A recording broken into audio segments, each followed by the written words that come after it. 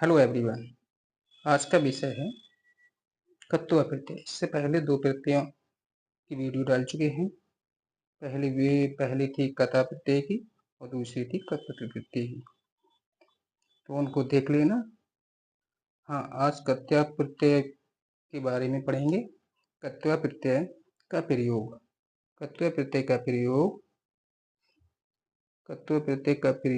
करते हैं हम कर या करके के अर्थ में। करके के अर्थ में प्रयोग किया जाता है। कुछ ध्यान रखने वाली बातें हैं कि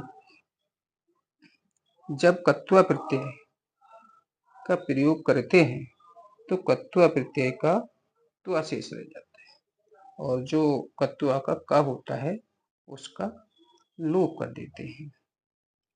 इसी प्रकार पॉइंट दूसरा है। दूसरे पॉइंट में कहा गया है कि कत्वा प्रत्यय का प्रयोग करते समय धातु के अंतिम वर्ण में ह्रस्व ई का प्रयोग होता है। यदि अंतिम वर्ण में कोई स्वर की मात्रा ना हो तो हम ह्रस्व ई का प्रयोग करते हैं। अगर कोई मात्रा है तो उसका प्रयोग हम नहीं करते हैं। ऐसा ही पॉइंट है तीसरा। पॉइंट तीसरे में कहा गया है कि यदि धातु के अंत में मा या ना है तो उसका लोप हो जाता है और ह्रस्व ई का प्रयोग नहीं होता है। जैसे गाम गम, गम धातु है तो गम धातु में जो माँ है तो माँ का लोप हो जाएगा। इसी प्रकार और नम धातु है उसमें भी क्या होगा, माँ का लोप हो जाएगा। तो इस प्रकार से हम जो धातुएं हैं उसके अंत में अगर माँ और ना है तो उसका हम लोप कर देते हैं।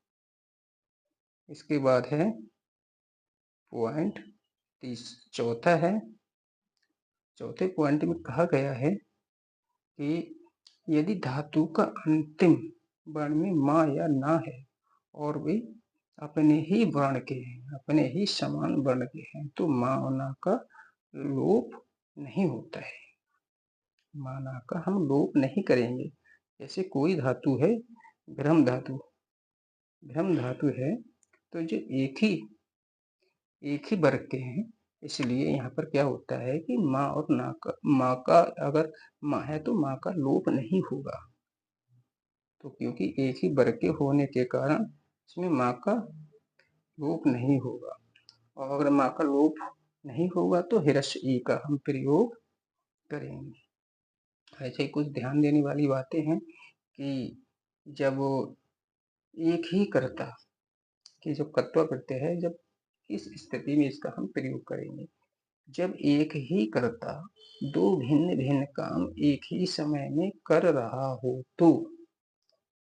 फिर से सुनिएगा, जब एक ही कर्ता भिन्न भिन्न काम एक ही समय में कर रहा हो तो हम कत्वा प्रत्यय का प्रयोग करते हैं और दोनों क्रियाओं में कत्वा प्रत्यय का प्रयोग नहीं करते हैं, बल्कि सिर्फ पहले वाली में हम क्या करते हैं, कत्वा प्रत्यय का प्रयोग करते हैं।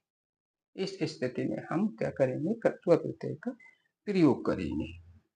इसके बाद है कि जो धातुएं हैं और उनका प्रत्यय लगते समय क्या क्या परिवर्तन होता है और किस प्रकार के शब्द बनते हैं, आइए जानते हैं।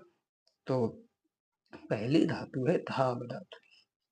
धाब धातु का क्या है कि अर्थ होता है इसका दौड़ना। धाब मतलब भागना, दौड़ना। इस प्रकार के अर्थ में हम इस धातु का प्रयोग करते हैं। तो धाब धातु का कत्वा प्रत्यय अगर हम लगाएंगे तो कत्वा का त्वा शेष रह जाता है तो बन जाएगा धावित्वा। क्योंकि ह्रस्व ई का प्रयोग करेंगे तो बन जाएगा धावित्वा, तृतीयांत रूप बन जाएगा धावित्वा।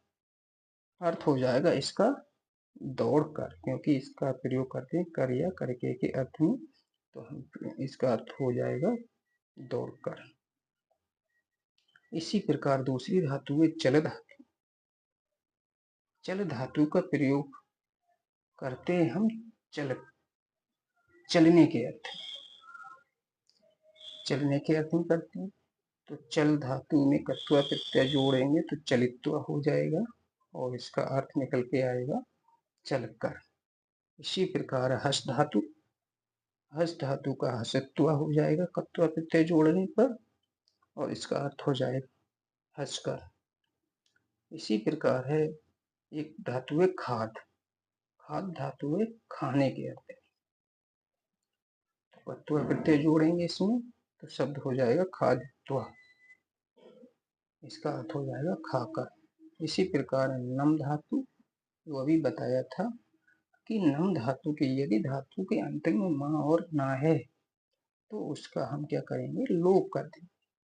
माँ का लोप हो जाएगा तो बन जाएगा नत्वा, क्योंकि कत्वा कत्वा शेष रह जाएगा और माँ का लोप हो जाएगा तो हो जाएगा नत्वा। नत्वा का अर्थ हो जाएगा झुककर, क्योंकि नम धातु होती है नमन करने में, झुकने के अर्थ में, तो यहाँ हो जाएगा झुककर। ऐसे ही एक धातु है गम गम धातु का प्रयोग करते हैं जाने के अर्थ में। तो कत्व प्रत्यय जोड़ेंगे तो माँ का लोप हो जाएगा और शब्द बन जाएगा गत्वा। गत्वा का अर्थ हो जाएगा जाकर। इसी प्रकार एक धातु है भ्रम धातु। कहा गया है ये दोनों जो धातु के जो एक ही समान वर्ग के हैं तो उनमें क्या करते हैं, हम माँ का लोप नहीं करते। माँ का लोप नहीं होगा तो हिरस्य ई का प्रयोग करेंगे तो शब्द बन जाएगा कत्वा प्रत्यय जुड़ने पर भिर्मित्वा। भिर्मित्वा का अर्थ हो जाएगा घूमकर। इसी प्रकार ची धातु में कत्वा प्रत्यय जोड़ेंगे तो हो जाएगा चित्वा। चित्वा का अर्थ हो जाएगा चुनकर। ऐसा ही एक दृष्ट धातु में कत्वा प्रत्यय जोड़ेंगे तो दृष्टवा हो जाएगा। दृष्टवा का अर्थ हो जाएगा देखकर।